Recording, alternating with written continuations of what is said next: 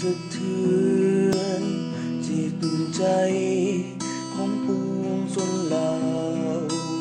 ไปทั่วแผ่นดิน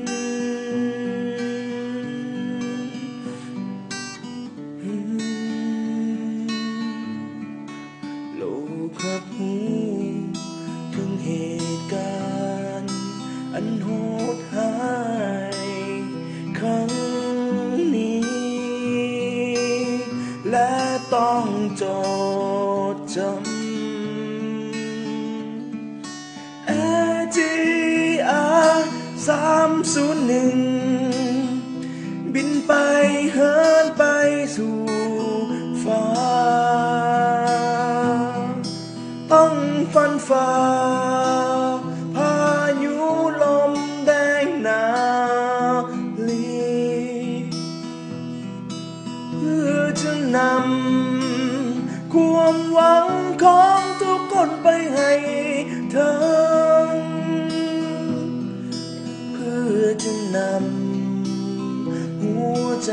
ของทุกคนไปถึง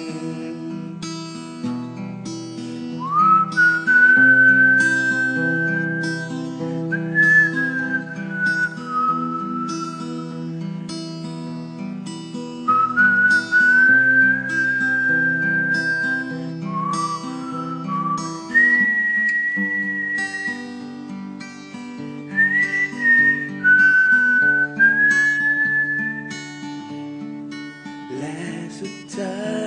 ย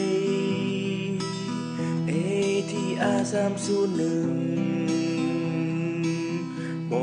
อาจจะฝืนต่อพายุลมแดง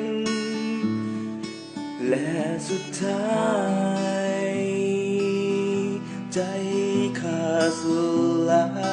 ยบินไปบ่ถึงจุดหมายดังใจหวัง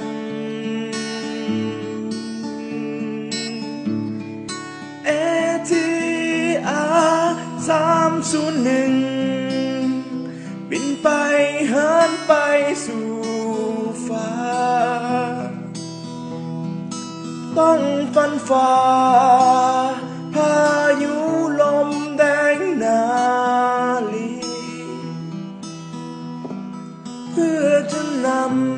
ำความหวังของทุกคนไปให้ถึงเพื่อจะนำหัวใจของทุกคนไปให้